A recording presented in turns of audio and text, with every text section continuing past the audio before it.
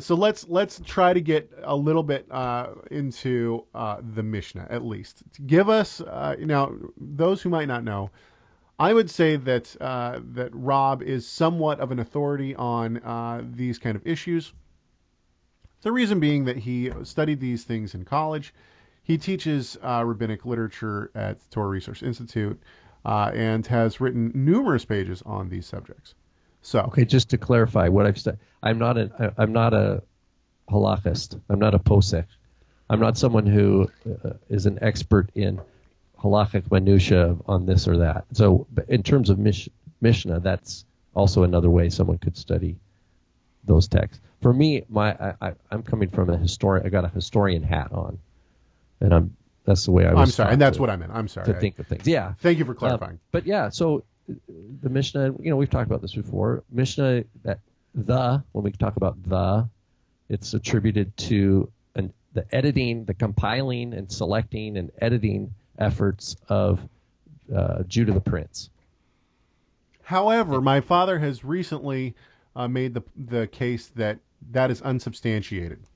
Well, Judah the Prince was a figure told about in the rabbinic writings that lived in the late 2nd century, and the thought is that somewhere in the early 200s he would have edited this. He was in it. It does seem that there was such a figure, that he was in cahoots with Roman authorities, so he was probably a wealthy Jewish Torah scholar, and the story goes that he had privilege with Rome, so he was not living in conflict with Rome at all. This is while believers in Yeshua are being persecuted at this time, and he he knew that there were various teachers or rabbis with different disciple groups teaching different things, and he took and selected from all of them and tried to create some sort of authoritative anthology, if you will.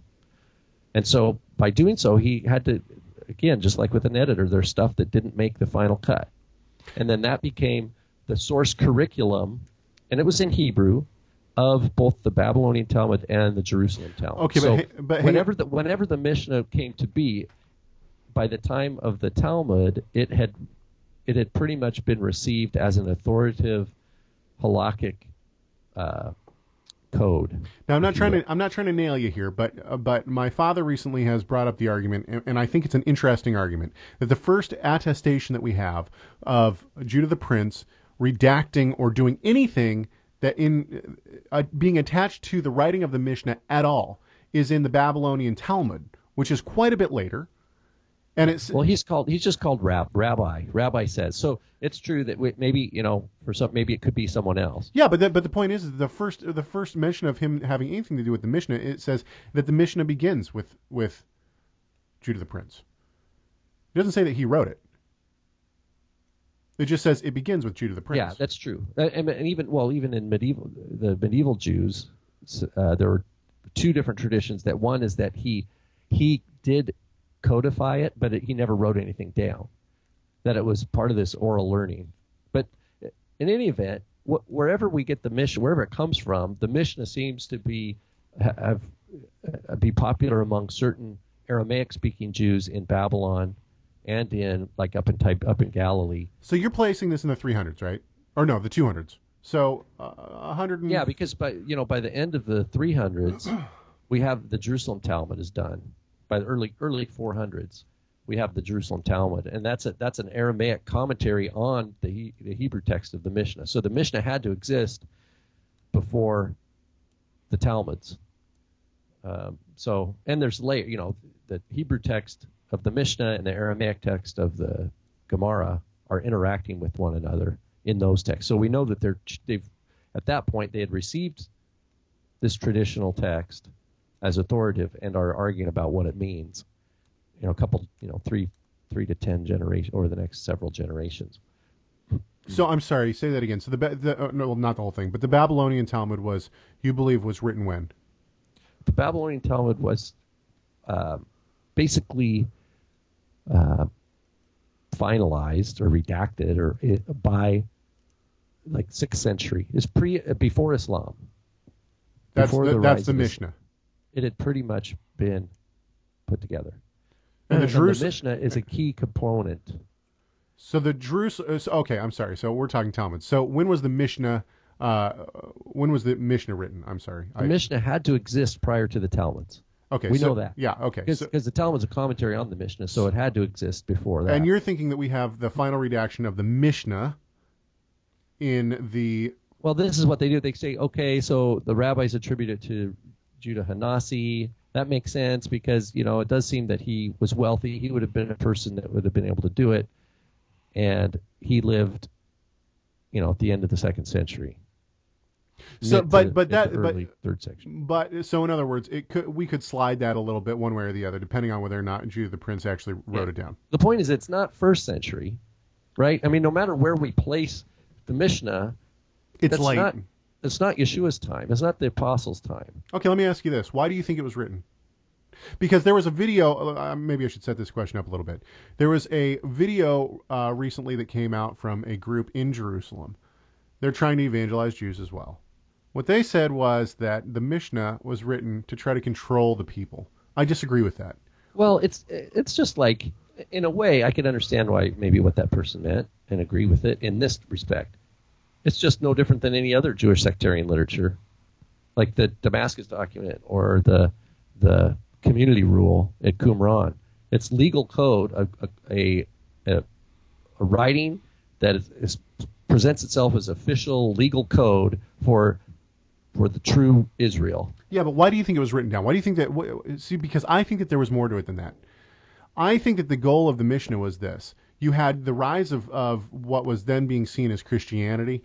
Perhaps Messianic Judaism would be a better term for the earlier time. However, you have these Christians that are coming up. They are predominantly Gentile.